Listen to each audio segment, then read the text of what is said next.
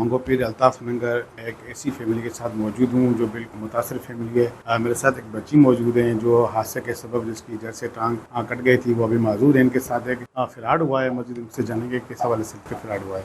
नहीं पूछ रहा।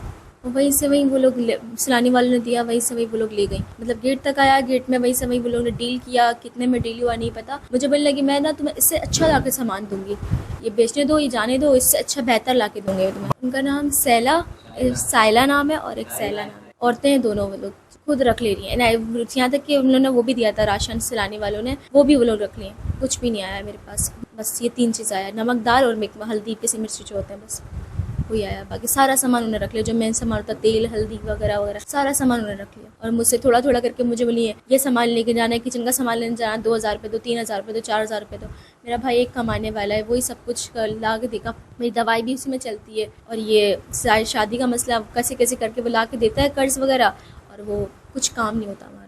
आपने इस बच्ची की बातें सुनी, इसका ये कहना है कि मैं माजूर हूँ, मेरे नाम से जो इन्होंने औरतों के नाम बताएं वो सामान पैसे लेके खुद भी खा रहे, मेरे पास नहीं पहुँचता।